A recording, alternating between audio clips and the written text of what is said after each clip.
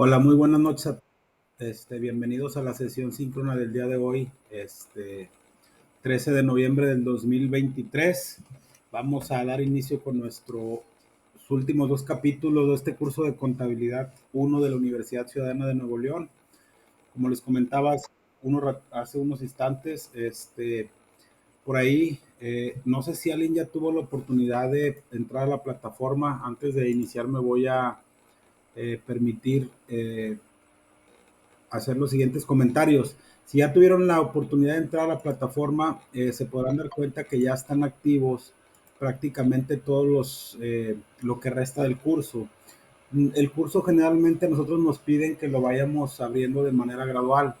Sin embargo, ayer recibimos una notificación por parte de la Universidad Ciudadana donde nos pedían que ya abriéramos prácticamente lo que resta del curso hasta lo que viene siendo el examen parcial, el examen final, perdón. El día de hoy vamos a ver el capítulo número 12 y el capítulo número 14, que de acuerdo al programa son los últimos dos capítulos de este curso de contabilidad 1. La próxima semana, que es la semana número 12, vamos a ver del 20 al 26 de noviembre. Ya no vamos a tener como tal lo que viene siendo un capítulo, un tema de aprendizaje. Vamos a aprovecharlo para ver un repaso general de lo que vienen siendo los capítulos que vimos en esta segunda parte del curso y que nos van a servir obviamente de base para el examen final, ¿ok?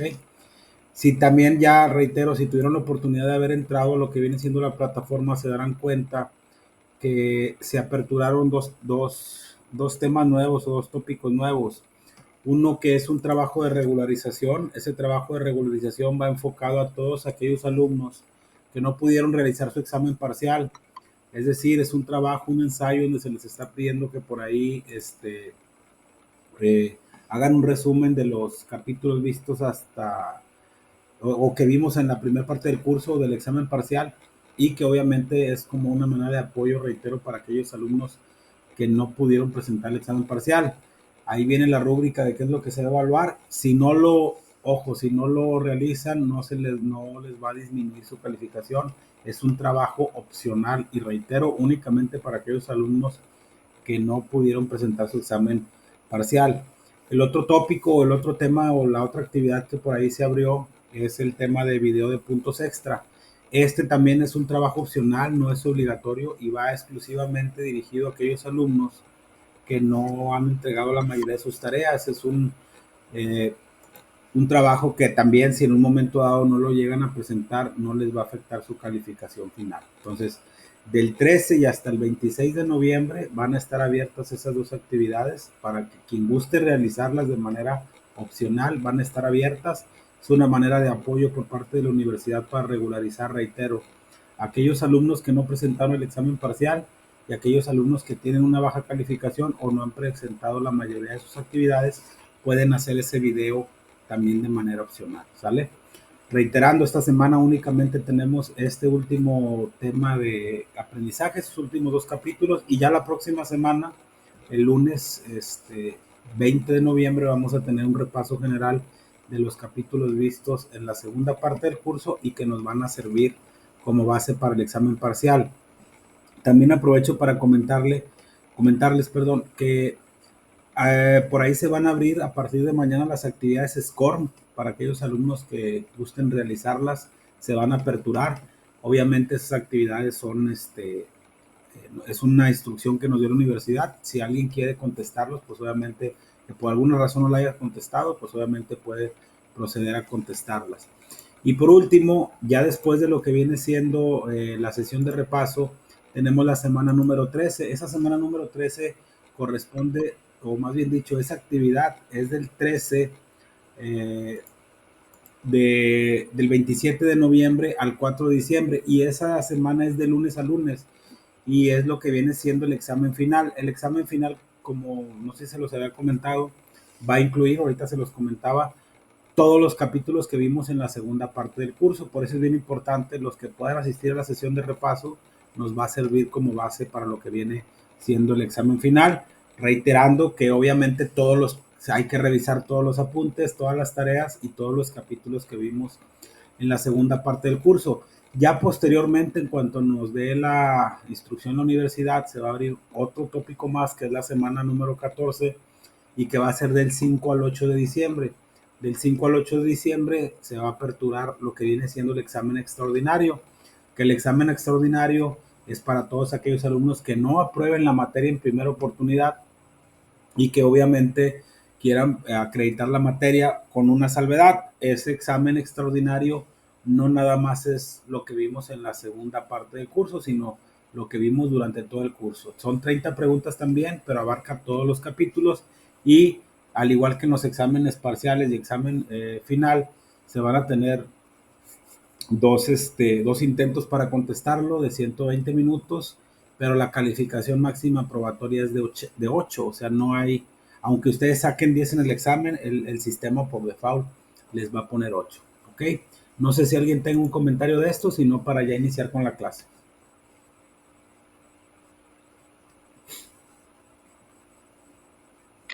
Dijo maestro para el extraordinario. Sí, mire, ya está, la semana del extraordinario todavía no la aperturo porque obviamente todavía no me da la instrucción. Si usted ya se mete o alguien se ha metido a la plataforma, se darán cuenta que ya está aperturado los tópicos hasta el 4 de diciembre, que es la semana número 13 y que va a abarcar del 27 al 4 de diciembre, que es el final. Van a tener 8 días para contestar ese examen con 2 oportunidades. Y la semana número 14, que es para todos aquellos alumnos que no aprueben en primera oportunidad, es del 5 al 8 de diciembre.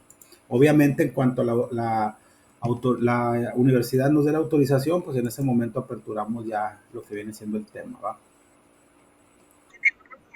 ¿Alguien más? No, gracias a ustedes. ¿Algún comentario? ¿Alguna duda al respecto? Reitero, ya están aperturados todos esos temas, todos esos tópicos, pero es importante que se los explicara, sobre todo el tema de video puntos extras y trabajo de regularización. Es bien importante que consideren que como tal no estamos obligados a contestarlo, pero en un momento dado que no,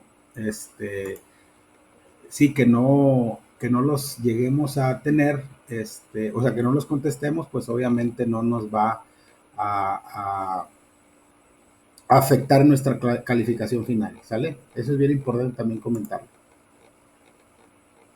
¿Ok? ¿Alguna duda, algún comentario al respecto?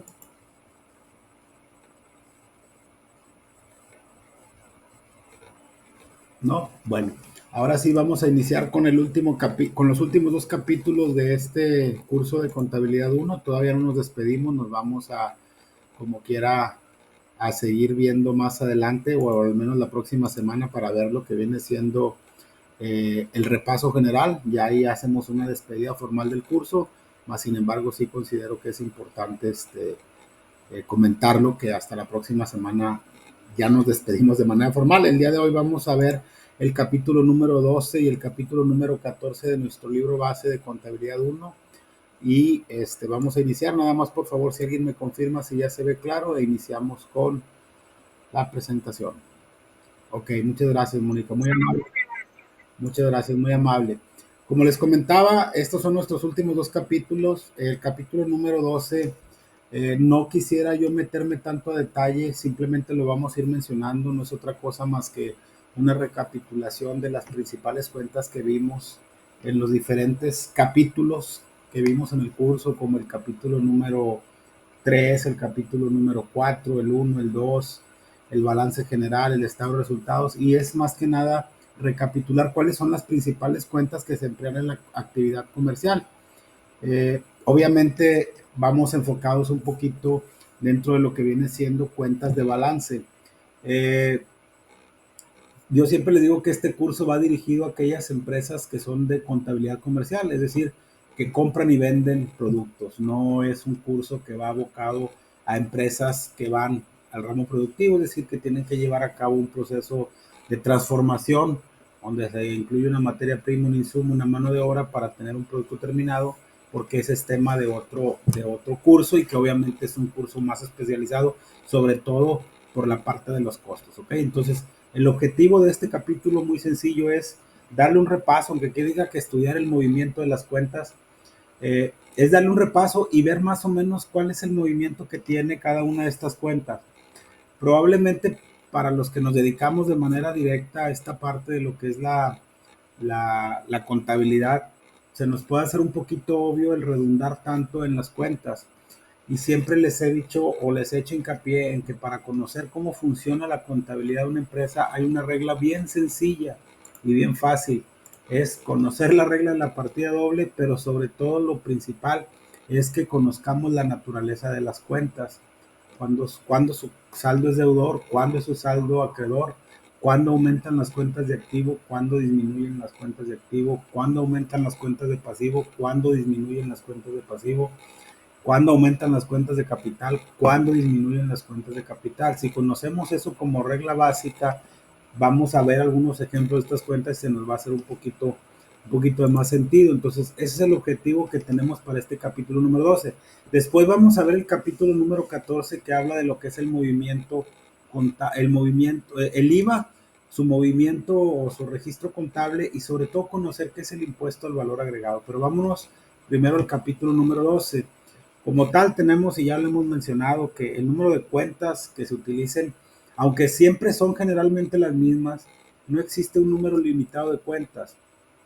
Puede haber un catálogo de cuentas universal porque todas las empresas del ramo comercial debemos de tener una cuenta de bancos, le vendemos a nuestros clientes mercancía a crédito, por lo cual existe la cuenta de clientes, tenemos mercancía, tenemos impuestos a favor, tenemos activo fijo, probablemente tengamos activo diferido, probablemente no lo tengamos deudas o tenemos pasivos, tenemos ingresos, tenemos ventas, si no vendemos, pues obviamente el giro principal de la empresa no se llevaría a cabo. Entonces, la contabilidad como tal, o sea, o el número de cuentas que se lleven o que se utilice en una contabilidad comercial o en una empresa del ramo comercial, depende tanto de la clase y número de operaciones que se efectúan o el volumen de operaciones que se efectúan, pues entre más detallado sea lo que nosotros queramos llevar a cabo en nuestra contabilidad, va a ser el número de cuentas que vamos a utilizar en el registro de nuestras operaciones.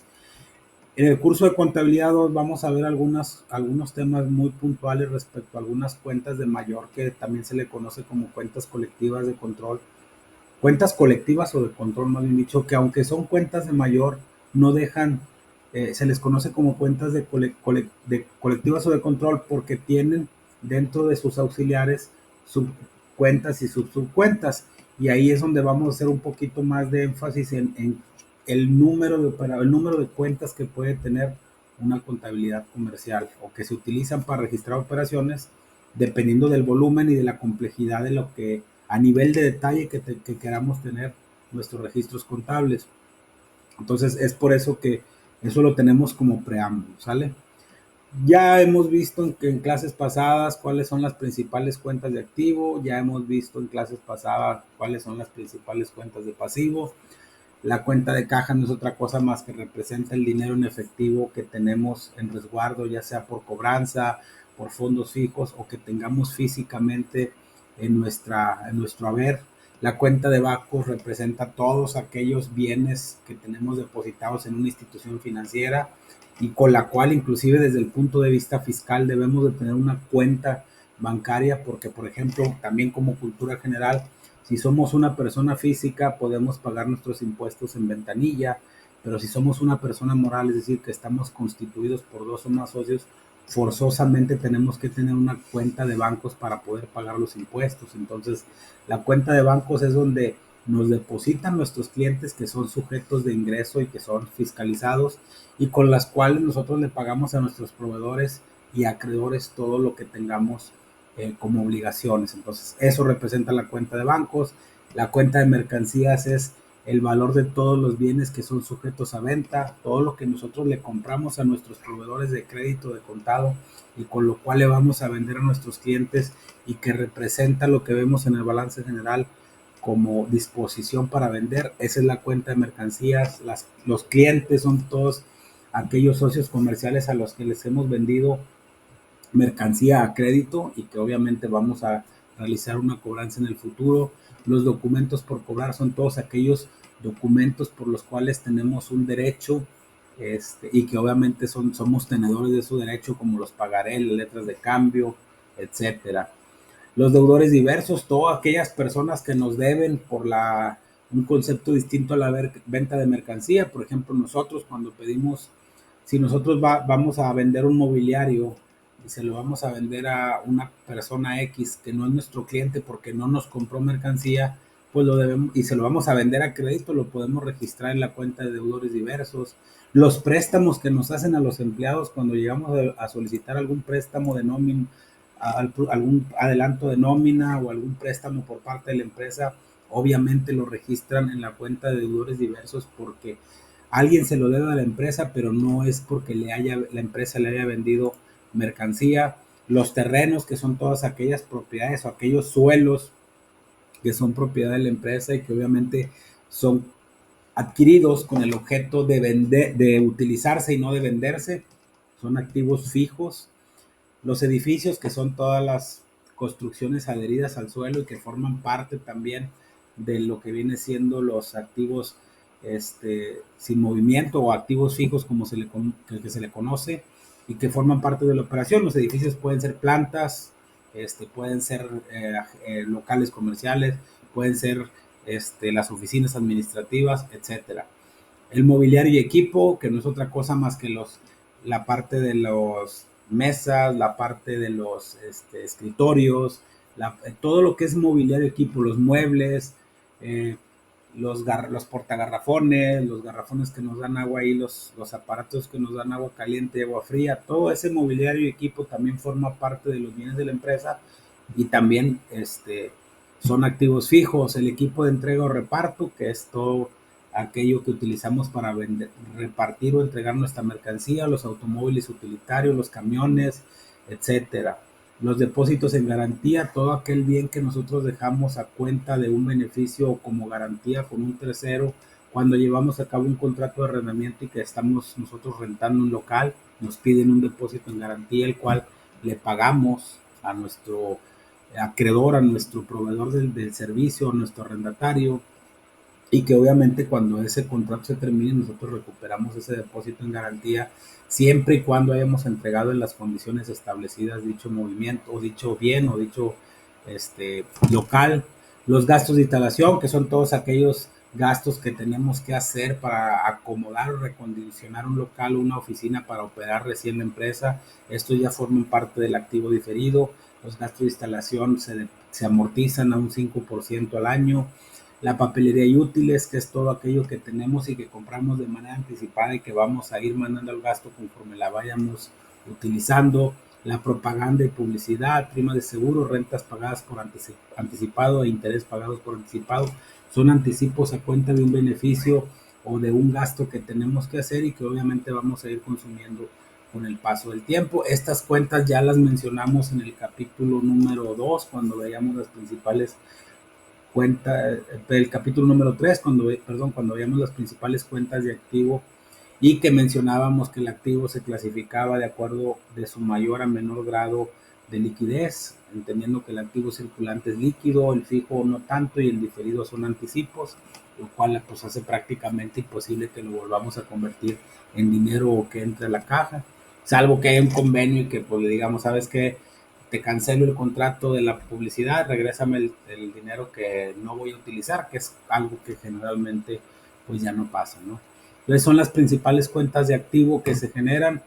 Voy a poner unos ejemplos porque ya lo mencionamos en su momento, la cuenta de caja.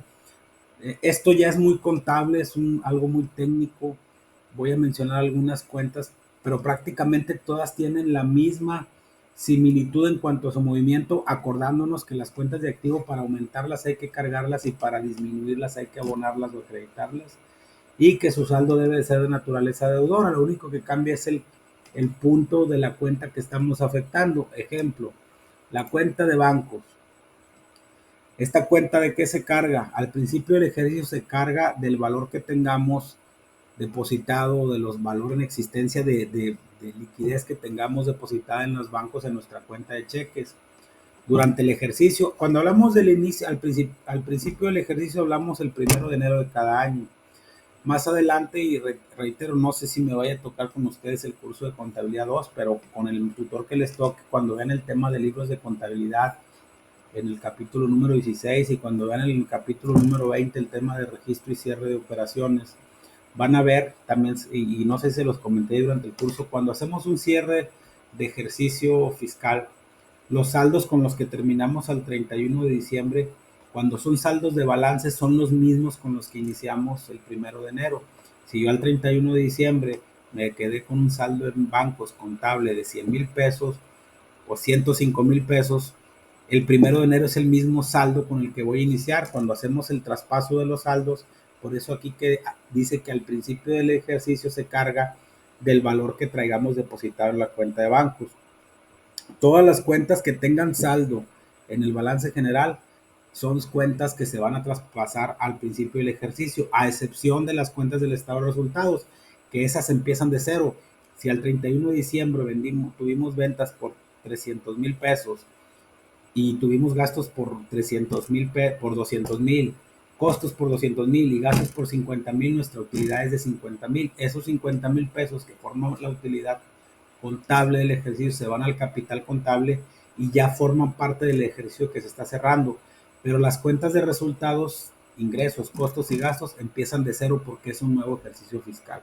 Entonces aquí nada más haciendo referencia a este ejemplo de los bancos, se carga del valor de la existencia depositada en los bancos en la cuenta de cheques al principio del ejercicio, y durante el ejercicio también de qué se carga, del valor de los depósitos que hagamos a esa cuenta de cheques.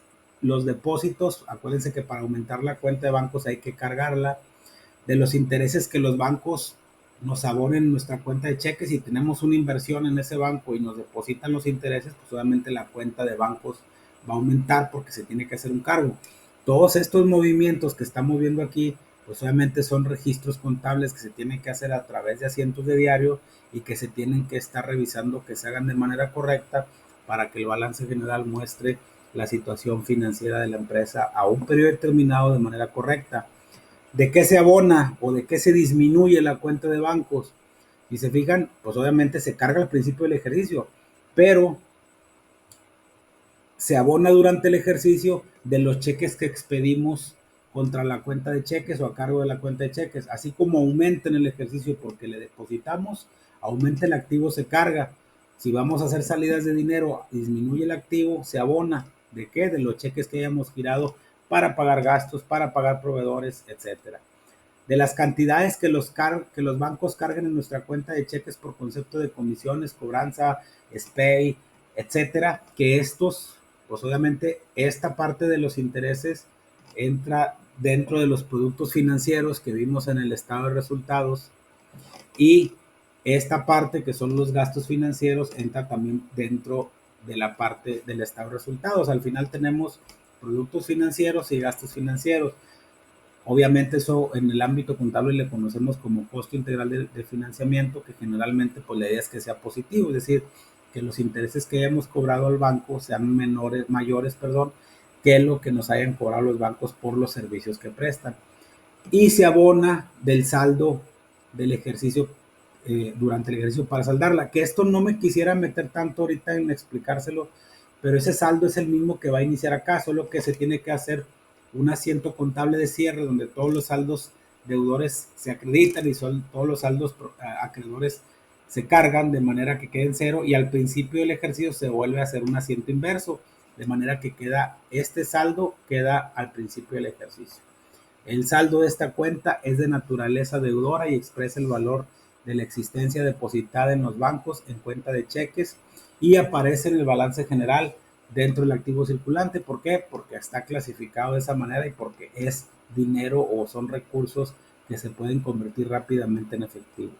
Reitero, es prácticamente todo el movimiento de cada una de las cuentas. Por ejemplo, aquí la cuenta de clientes, si se fijan, si tiene saldo al principio del ejercicio, ¿de qué se va a cargar?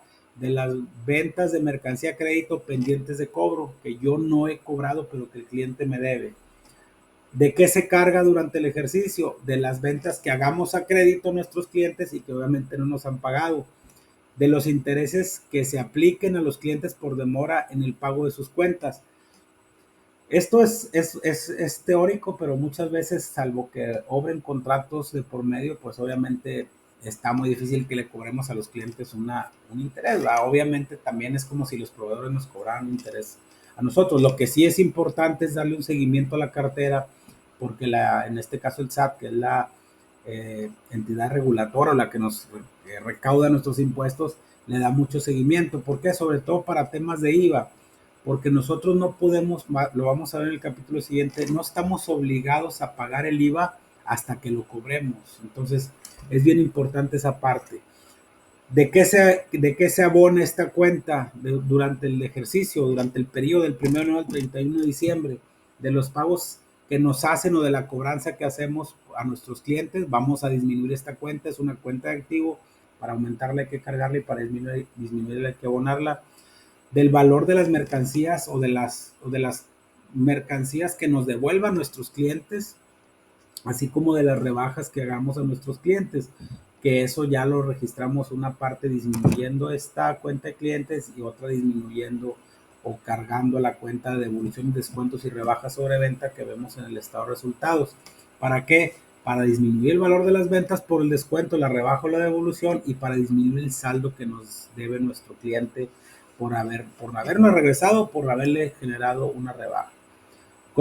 Y al terminar el ejercicio, si existe un saldo, reitero, del valor de las cuentas que se consideren incobrables, que este es un tema un poquito más espeso, no me gustaría verlo ahorita porque tendremos que meter a ley.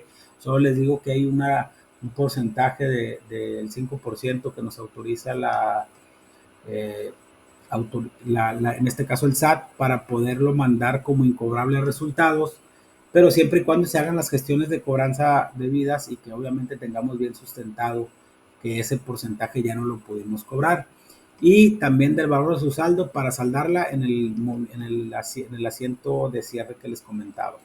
El saldo de esta cuenta es deudor y expresa el valor de las ventas de mercancía a crédito pendientes de cobro y aparece en el balance dentro del activo circulante. Y así sucesivamente está documentos por cobrar, está deudores diversos, terrenos, edificios, mobiliario y equipo de entrega o equipo de reparto, depósitos en garantía, gastos de instalación, papelería y útiles, propaganda y publicidad, primas de seguro, rentas pagadas por anticipado. Cada una de estas cuentas tiene un movimiento y tiene un saldo. Reitero, este material ustedes los pueden descargar directamente a la plataforma para que lo tengan. Ya lo hemos mencionado y lo vimos uno por uno en los capítulos pasados. No le veo mucho tema volverlos a comentar, pero sí esa manera de repaso.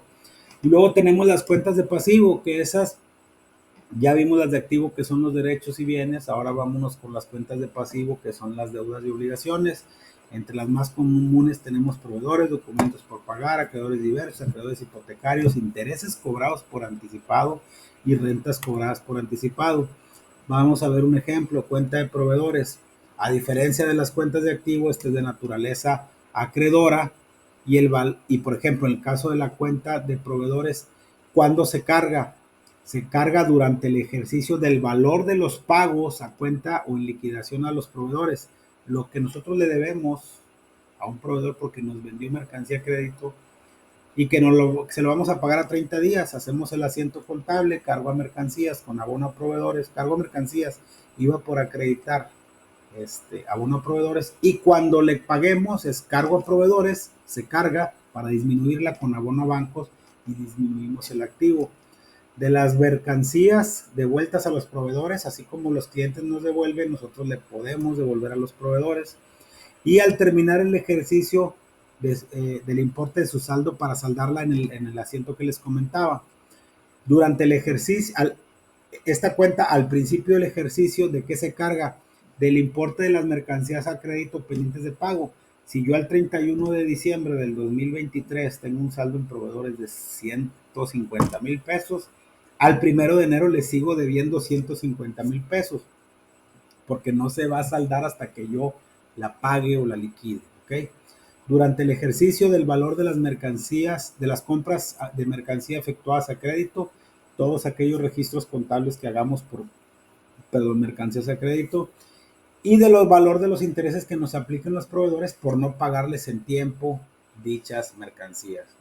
El saldo de esta cuenta es de naturaleza acreedora, siempre debe de estar del lado derecho de la cuenta T o del esquema mayor, y representa el valor de las mercancías a crédito pendientes de pago y aparece en el balance general dentro del pasivo circulante flotante, que así como tenemos activo circulante, tenemos pasivo circulante, significa que son de rápida conversión en efectivo, y los pasivos circulantes, los que son de rápido exigibilidad o de corto plazo, que tenemos que cumplir con esos compromisos. Mismo caso de documentos por pagar, mismo caso de acreedores diversos, acreedores hipotecarios. Aquí son pasivos diferidos, así como tenemos intereses pagados por anticipado, tenemos intereses cobrados por anticipado. La diferencia es que cuando amortizamos un activo diferido, el asiento contable es cargarle a la cuenta de gastos que corresponde ese pago que hicimos por anticipado con abono a la cuenta acreedora de amortización de activos diferidos. Acuérdense que todas las cuentas de activos son de naturaleza deudora, a excepción de las depreciaciones del activo fijo y de las amortizaciones del activo diferido.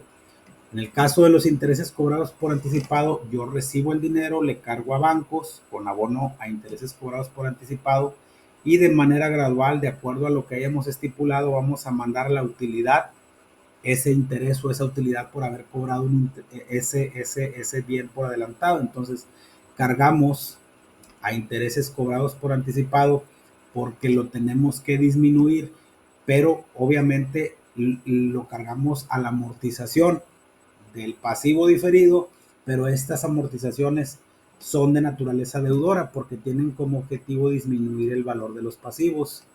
Cargo a intereses cobrados por anticipado con abono a utilidad o ingresos por intereses dentro del estado de resultados. También es de cuenta acreedora su saldo, es de naturaleza deudora y representa el valor de los intereses cobrados por anticipado pendientes de vencerse y aparece en el balance general en el grupo de pasivo diferido. ¿Okay? Mismo caso de rentas cobradas por anticipado. La cuenta de capital tiene movimiento al principiar el ejercicio por la diferencia que existe entre el activo y el pasivo durante el mismo ejercicio y por las nuevas aportaciones o retiros de capital que haga el propietario, y al terminar el ejercicio, lo que les comentaba ahorita, por la utilidad o la pérdida neta y por el saldo que arroje la cuenta de gastos particulares dentro del estado de resultados. El saldo de esta cuenta es acreedor y expresa el capital invertido por el propietario, así como los resultados del ejercicio y de ejercicios pasados dentro de la contabilidad. ¿Ok? Eso es respecto a este tema. Le digo, prácticamente es un repaso de las cuentas que ya habíamos visto. Como quiera, denle una revisada porque esto puede venir también en su examen final. Y vámonos al capítulo número 12. El número 14 es el tema del registro contable. El registro contable del IVA, yo más que el registro contable lo voy a resumir de una manera muy sencilla. El IVA, como su nombre lo dice, el impuesto al valor agregado, grava al consumo, no grava al ingreso. Es un poquito, si lo queremos ver desde el punto de vista fiscal, medio injusto, porque así como hay excepciones y exenciones del pago del IVA, yo, por ejemplo, vamos a suponer que solo tenga ingresos por sueldos y salarios. Yo como sueldos y salarios solo estoy obligado a pagar mis impuestos a través de las retenciones que me hace mi patrón dentro del recibo de nómina, el cual me timbra cada semana, y aparece dentro del lado derecho del recibo de nómina como la parte que dice deducciones y dice ICPT o ICR. Yo estoy obligado a pagar un impuesto, que es el impuesto sobre la renta, pero yo no pago el IVA. Es decir, yo no estoy obligado a pagar el IVA por ese ingreso que estoy obteniendo, pero las empresas sí. Pero ¿qué pasa si yo voy y compro un artículo, una televisión, ya trae un IVA incluido? Entonces me están cobrando un IVA que yo ni siquiera puedo acreditarme, como lo vamos a ver en el capítulo. Entonces ahí desde el punto de vista fiscal, en mi óptica, existe una discrepancia, pero ya ese es un tema, reitero, ya más fiscal, que más adelante los vamos a ver.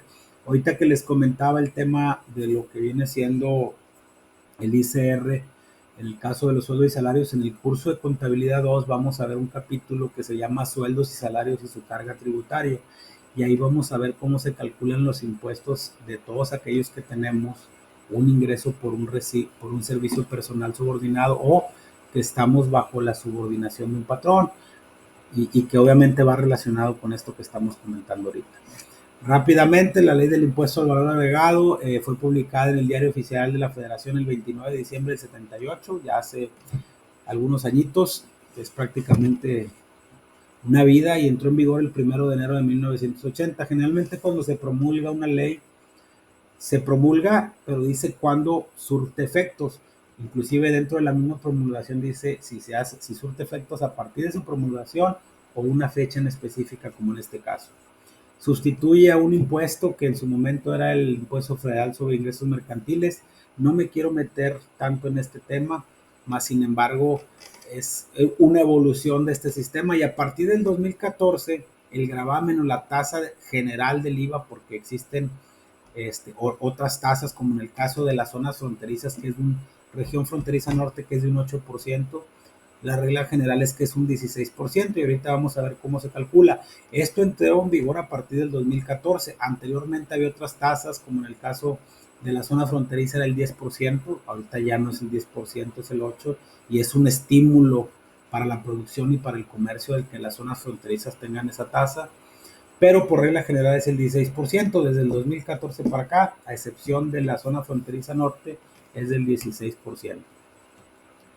El impuesto al valor agregado también se paga en cada una de las etapas de producción y comercialización, pero no produce efectos acumulativos, ya que la industria o el comerciante, al recibir el pago del impuesto que traslada a sus clientes, recupera el que le hubieran repercutido sus proveedores y solo entrega al Estado, o en este caso al gobierno, al SAT, a la Secretaría de Hacienda, la diferencia.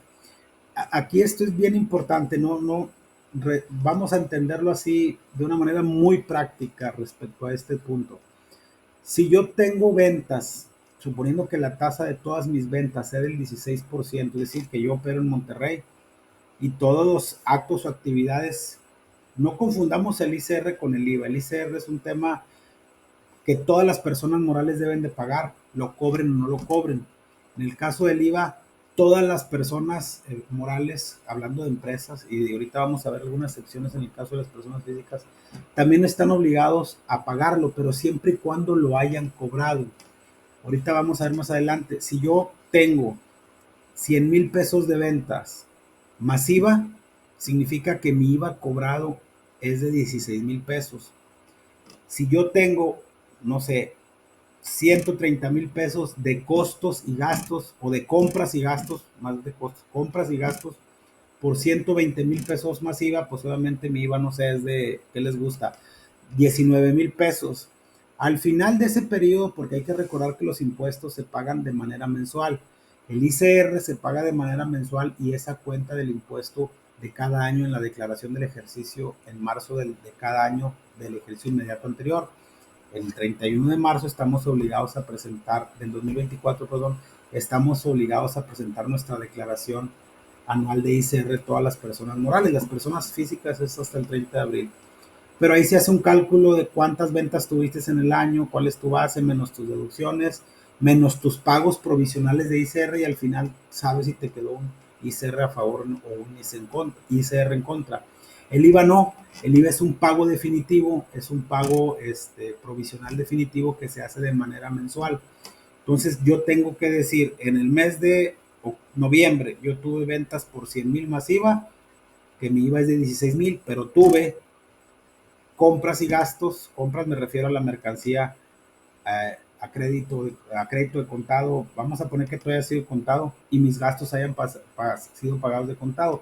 Mi IVA es de 19, mi IVA acreditable o pagado, vamos a decirlo así, es de 19,000 pesos. Entonces yo tengo que hacer una confronta y decir, ¿qué fue mayor? ¿Mi IVA cobrado o mi IVA pagado? Si mi IVA cobrado es mayor que mi IVA pagado, la diferencia entre los dos la tengo que pagar al SAT en el pago provisional de impuestos federales que se hacen los días 17 de cada mes. Si mi IVA pagado es mayor que mi IVA cobrado, no voy a pagar IVA y voy a manifestar, en este caso, como en el ejemplo que les decía, pagué 19 y cobré 16, manifiesto un saldo a favor de 3,000 pesos. El pago de IVA va a ser de cero, pero sí tengo que manifestar ese saldo a favor, porque si en el saldo de diciembre ahora me sale un IVA a pagar, yo puedo disminuir ese saldo que me quedó a favor de periodos pasados. Esa es de manera general cómo funciona el IVA desde el punto de vista recaudatorio, y ahorita vamos a ver cómo se registra. ¿Quiénes son los sujetos obligados al pago del impuesto al valor agregado? De acuerdo al artículo primero de la ley del IVA, las personas físicas y morales están obligados a pagar este impuesto en territorio nacional por los actos o actividades siguientes. Todos aquellos que enajenen bienes, compra y venta de mercancías, contabilidad comercial, los que presten servicios independientes como los contadores, los abogados, los arquitectos, los ingenieros, que presten un servicio personal independiente que comúnmente se le conoce como honorarios. Obvio, ahorita vamos a ver unas exenciones, como el caso de los doctores, que ellos no están obligados a pagar el IVA. Otorguen el uso o goce temporal de bienes, los arrendamientos, las personas físicas o morales que arrenden, los que nos rentan los locales, etcétera. Y quienes importen bienes o servicios del extranjero. ¿Quiénes enajenan bienes o qué consiste la enajenación de bienes? Consiste en toda transmisión de propiedad, aún en la que el enajenante se reserva el dominio del bien enajenado. Se considera que se efectuó la enajenación en el momento en que efectivamente se cubren las contraprestaciones y sobre el monto de cada una de ellas. Venta, donación o cesión de derecho del dominio que se tiene sobre un bien o propiedad. Transmisión de la propiedad por causa de muerte y donaciones. No se considera enajenación a transmisión de propiedad que se realice por causa de muerte, también es muy claro, así como la donación, salvo que la realicen las empresas para las cuales el donativo no sea deducible para efectos del ICR. ¿Quiénes son o a qué se refiere cuando hablamos de prestación de servicios personales independientes honorarios?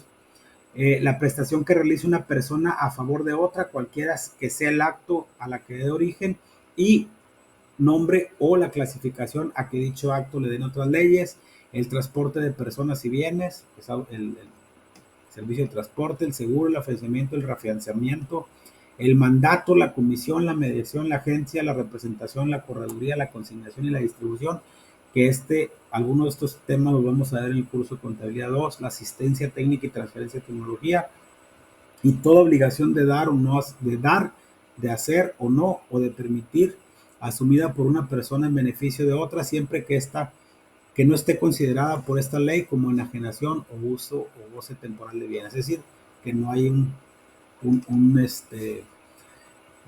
una enajenación, un compra y venta, o que sea un arrendamiento, ¿sale? A excepción a sueldos y salarios y ciertos honorarios, no se considera prestación de servicios personales independientes las que realiza de manera subordinada mediante el pago de una remuneración.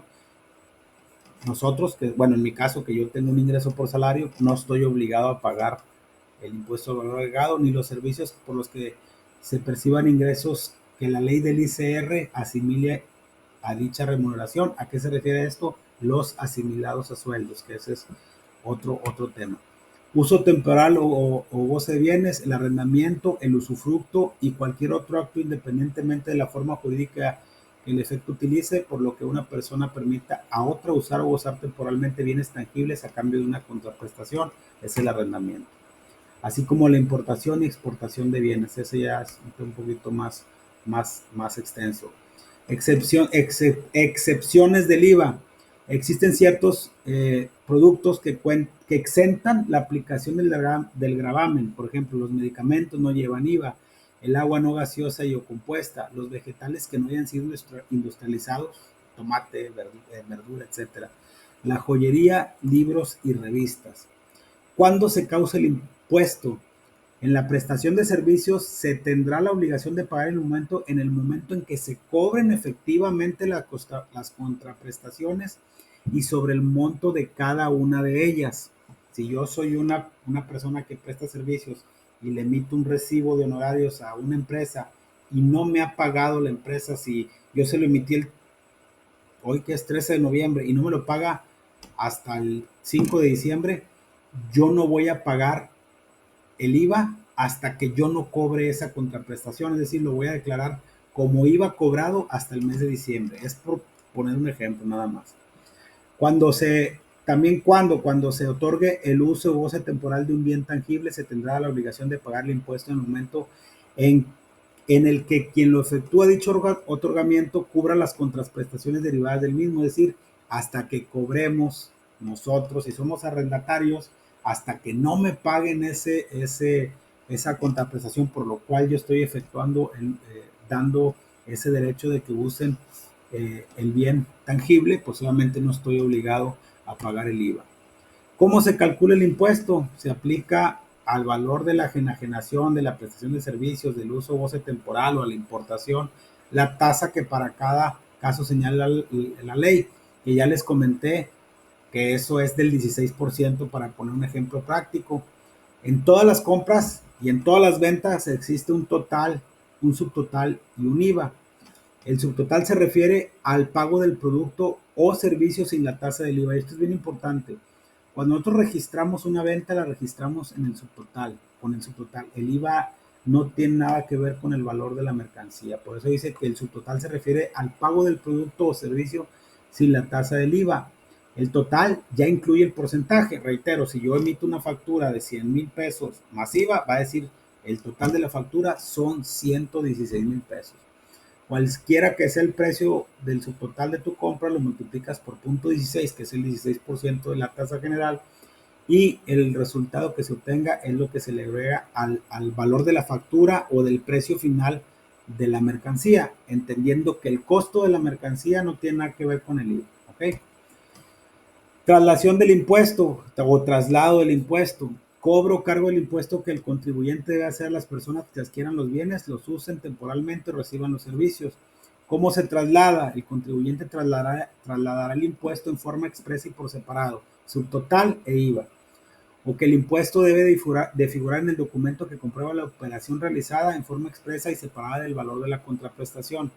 En caso de otorgar devoluciones, descuentos y bonificaciones, se deberá cancelar o restituir el impuesto trasladado y expedir una nota de crédito para disminuir el valor de ese IVA en el que haga constar en forma expresa tal circunstancia. Inclusive eso ahorita con la contabilidad electrónica ya todavía estamos un poquito más regulados. Si yo quiero hacer una nota de crédito, suponiendo que yo ahorita haya emitido 100,000 pesos masiva a un cliente y el cliente me devuelve esa mercancía porque salió defectuosa o porque yo le hice una rebaja o por X y Z, yo tengo que realizar una nota de crédito y la tengo que aplicar a la factura o la tengo que relacionar o aplicar a la factura donde yo le vendí originalmente la mercancía. ¿Para qué? Para que se haga el descuento del IVA o de la obligación. Eso se le llama la nota de crédito. Obviamente, eso se hace cuando hay devoluciones, descuentos o rebajas sobre ventas. ¿Cómo se paga el IVA? Se hace vía declaración, ya lo mencionaba hace rato, se hace a través de un pago provisional mensual y dice que los contribuyentes que están obligados a este impuesto lo deberán de hacer mediante declaración, que dice aquí que lo debemos de presentar ante las oficinas autorizadas a más tardar el 17 del mes siguiente que corresponde el pago. Octubre se paga el 17 de noviembre, noviembre se paga el 17 de diciembre, diciembre se paga el 17 de enero, el 17 de enero, el 17 de febrero. Obviamente esa es la fecha que marca el Código Fiscal de la Federación, sin embargo existe también ahí una regla que, para no confundirlos mucho, que de acuerdo al sexto dígito del RFC tendrás 1 o 2 días posteriores. Básicamente, así es como se paga el IVA. Se hace una operación que le resta el IVA retenido en los casos en que hay también casos en los que el cliente puede retener IVA, pero ahorita no me quiero meter en ese tema, vámonos única y exclusivamente a cómo se paga el IVA. Para llevar un control del impuesto al valor, el registro del IVA que tenemos que hacer en nuestra contabilidad comercial, se utilizan 2 cuentas. Una del IVA para el registro que traslada el impuesto a los clientes y el que repercuten los proveedores. Cuando hablamos de IVA por pagar, es un IVA de nuestras ventas o de nuestras facturas. Cuando hablamos de un IVA acreditable, es un IVA de nuestras compras y de nuestros gastos. Esta es la forma global en la que se conoce, pero ya inclusive en la contabilidad, cuando veamos más adelante el tema de cuentas colectivas o de control, el IVA acreditable lo tenemos en 2 subcuentas, uno que diga IVA acreditable como tal y una que diga IVA por acreditar, de manera que yo nada más voy a tomar como tal el IVA acreditable, porque el IVA por acreditar significa que ya lo tengo registrado pero no lo he pagado, y el IVA por pagar lo tenemos como IVA cobrado o IVA no cobrado. Es decir, qué de mis facturas ya cobré y qué de mis facturas no he cobrado, porque al final de cuentas yo voy a enterar realmente lo que cobré y lo que pagué. ¿Ok? En el caso de las personas morales, en el caso de las personas físicas también es el mismo caso. IVA por pagar es una cuenta de el IVA acreditable, que aunque no lo mencionamos en el curso, también es importante comentárselos. El IVA acreditable está en la cuenta de activo circulante y el IVA por pagar está en la cuenta de pasivo circulante. ¿Por qué va ahí? Porque se tiene que manifestar a favor o se tiene que pagar cada mes. O sea, es un rápido, tiene un constante movimiento, por eso está dentro del circulante. Si es a favor, lo puedo disminuir de mis pagos o inclusive puedo solicitar una devolución de IVA. Y si es a pagar, pues obviamente lo tengo que pagar el mes siguiente que corresponda o de cuál se esté determinando el impuesto. El IVA por pagar también se denomina IVA causado e IVA trasladado, de las dos formas se le conoce. Es de naturaleza acreedora, ¿por qué? Porque es un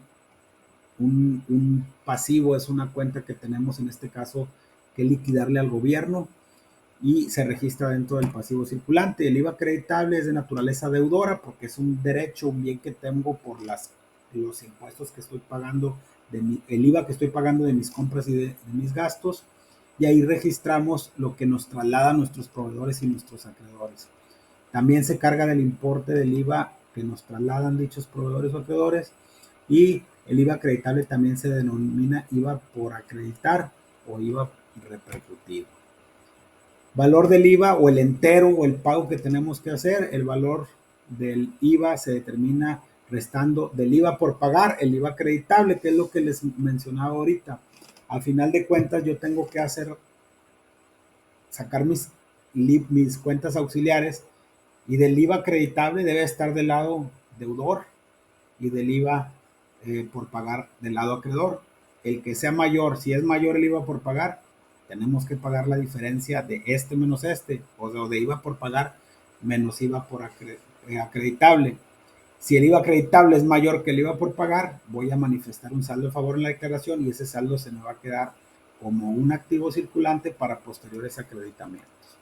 Ok, y aquí vienen algunos ejemplos muy sencillos de cómo se registra el tema del IVA. Entonces, como resumen, el IVA es un impuesto que grava el consumo, es un impuesto que tenemos que enterar de manera mensual y que se calcula de una manera muy sencilla aplicando la tasa del 16% al valor de los productos que nosotros vendemos, y los proveedores nos aplican ese 16% de nuestros gastos y de nuestras compras. Existen excepciones, pero realmente como tasa general es un 16%. ¿Ok? Eso es respecto al tema del IVA, que es el capítulo número 14, y sería todo respecto respecto a este tema. No sé si alguien tenga algún comentario o alguna duda, con gusto la aclaramos y la comentamos aquí en el foro.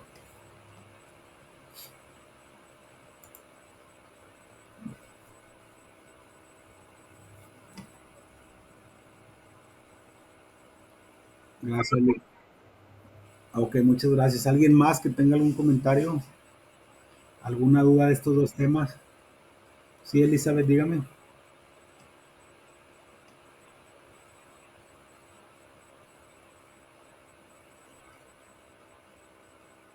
Sí.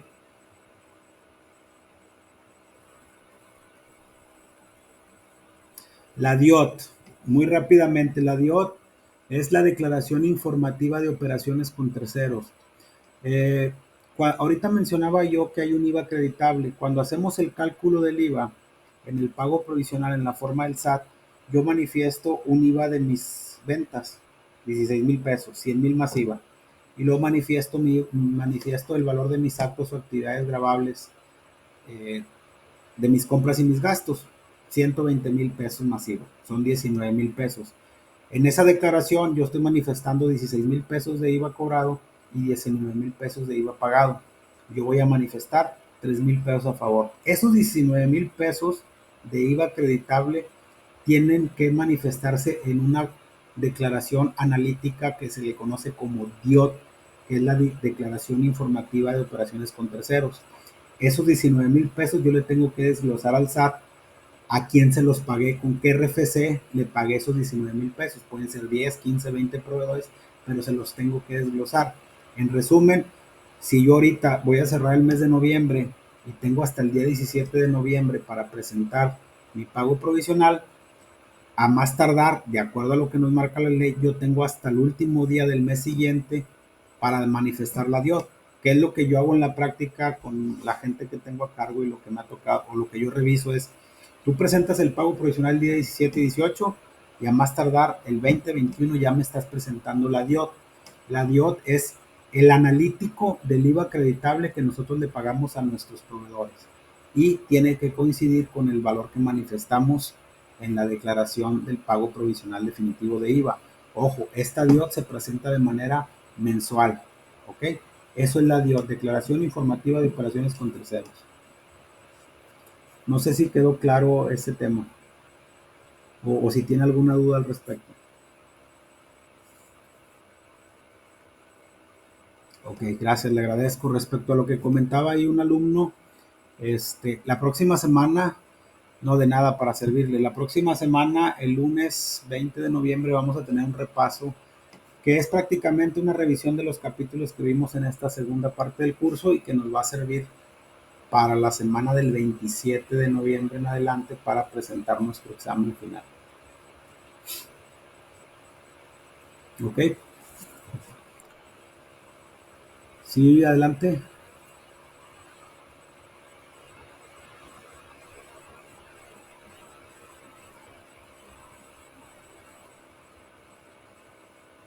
Sí, dígame.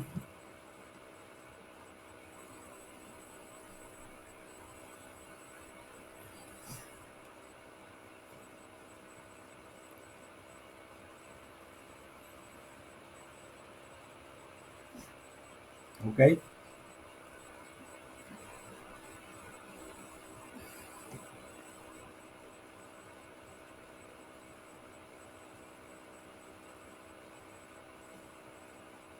No sé si se le sea más fácil abrir eh,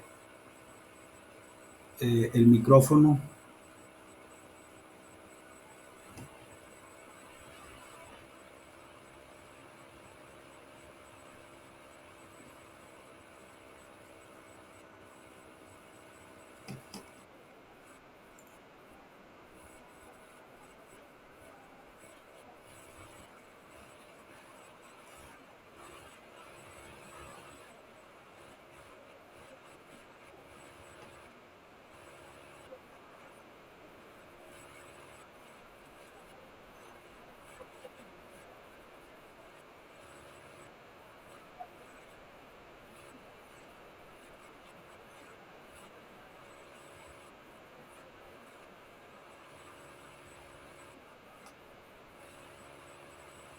A ver, pero no, no le estoy entendiendo la pregunta. O sea, ¿de qué impuestos me está hablando? ¿De nómina? Ah, bueno, aquí no tiene nada que ver la nómina con el IVA, ¿eh? O sea, el ICR es un impuesto diferente. El ICR, en el caso de la nómina, es el impuesto que usted tiene que pagar por el salario que está percibiendo, que es el artículo 94 de la ley del ICR que vamos a ver en el curso de contabilidad 2. A veces sale mayor o a veces sale menor dependiendo de los ingresos que usted tenga. Por ejemplo, cuando recibe mayor ingresos, que recibe una prima vacacional, que hay una parte exenta, una grabada, o que recibe su aguinaldo, que hay una parte exenta, una grabada, que recibe utilidades o que recibe ingresos, pues obviamente ese impuesto sobre la renta se va a ir hacia arriba. Recuerde que entre más gana, pues obviamente más se retiene. Y eso es algo que usted tiene que considerar si quiere presentar la declaración anual para ver si le sale un saldo a favor o no. Pero eso estamos hablando de un impuesto sobre la renta sobre un sueldo y salario. El IVA es un impuesto que grava el consumo, no, el IVA no va en una nómina, vaya, para acabar pronto. No, no sé si esa era la pregunta, pero el IVA se calcula en base a los actos o actividades gravables que vimos, como la enajenación, los servicios personales independientes, el arrendamiento, la importación, pero había excepciones al IVA, que era, por ejemplo, lo que veíamos ahorita de los sueldos, que los sueldos no son sujetos de IVA. No sé si esa era la pregunta. Ok, muy bien. Para servirle. ¿Alguien más que tenga alguna duda, algún comentario? Sí, Adela.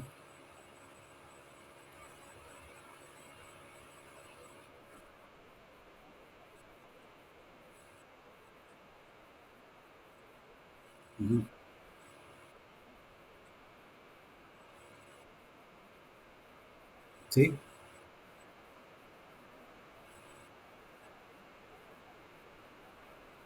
no en todos, ¿eh? Porque no, no, no. No, acuérdese que cuando ya son industrializados, es que es un tema un poquito, muy extenso, más bien dicho, y nos tendríamos que echar un clavado a la ley del impuesto al valor agregado para decirles, igual lo podemos mencionar, pero nos tardaríamos más. Cuando ya son cuando ya son alimentos industrializados, no es lo mismo que usted vaya y compre un kilo de tomate a un supermercado, a un mercado, sobre todo a un supermercado, que es donde se técnicamente deben de hacer una factura global por sus ventas, no le deben de cobrar el IVA. Si usted se vaya a un HB, por ponerle un ejemplo, el HB, compre un kilo de tomate y pide el ticket y no va a traer IVA. Pero usted vaya y compre un puré de tomate que ya está procesado en una lata y ahí sí se lo van a cobrar porque ya está industrializado.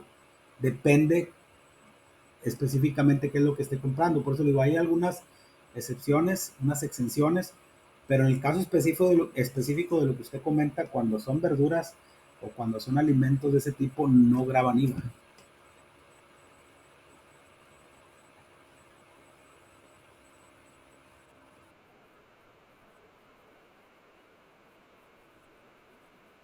Claro, porque ya está procesado y ya está, vaya, no se lo están vendiendo de manera directa. Ahí no le están, sí le están vendiendo el producto, pero se lo están vendiendo ya, ¿cómo le diré? Ya con una mano de obra, porque obviamente no compran las cosas para vendérselas de manera directa, ellos lo procesan. Entonces, si usted va a un restaurante, le van a cobrar el IVA sin ningún problema. Ya para efectos de gastos, también hay que entender, no me quiero meter porque es un tema un poquito largo, pero no todo el IVA que usted, por ejemplo, si yo soy una persona moral y voy a invitar unos clientes a un restaurante, yo puedo pedir la factura, pero nada más hay un porcentaje que puedo acreditar porque también la ley del IVA te dice que cuando haces consumos en restaurantes y que sean inherentes que vayan inherentes al giro del negocio y por los cuales se tenga que pagar esa cuenta, hay un porcentaje que se puede acreditar y el otro va a un gasto no deducible. Pero ya son temas muy puntuales y muy fiscales, ¿no?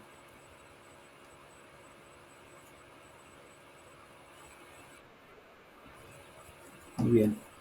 ¿Alguien más? ¿Alguna duda? ¿Algún comentario?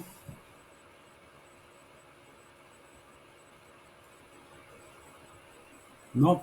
Bueno, ya no hay dudas, comentarios. Les agradezco nuevamente su participación. No nos despedimos todavía. Todavía la próxima semana por ahí vamos a tener una sesión de repaso el próximo lunes 20 de noviembre a las 9 de la noche. Dos temas muy rapiditos. Alguien por ahí preguntaba que se van a abrir actividades. Para eso está el video de aprendizaje. Y también se van a abrir única y exclusivamente las eh, actividades SCORM. Mañana, el día de mañana, se abren para quien guste realizar, las puede realizar. Y me faltan todavía algunos alumnos de evaluar la tarea de la semana pasada de registro de operaciones de lo que viene siendo el aula de mercadotecnia, pero mañana antes de las 9 de la mañana ya van a estar evaluados. El otra aula, que es la aula de informática, esa ya está evaluada al 100%. ¿Okay? Para que mañana por favor lo revisen. Revisen su plataforma, ya están todas las actividades vistas, ya nada más va a estar, si ustedes se meten, ya nada más está esta actividad que está en formato score, que la pueden evaluar hasta más tardar el día 19 de noviembre. La próxima semana ya no hay tarea, nomás tenemos la pura sesión de repaso y la semana que sigue ya es la del examen final. Y ya para aquellos alumnos que no califiquen en primera oportunidad, ya más adelante se abrirá la actividad del examen extraordinario. ¿Sale? Les agradezco mucho su participación y nos vemos, si Dios quiere, el próximo lunes para dar el repaso general y dar el cierre final del curso. Muchas gracias a todos y nos vemos la próxima clase. Saludos, saludos, gracias a todos. Gracias.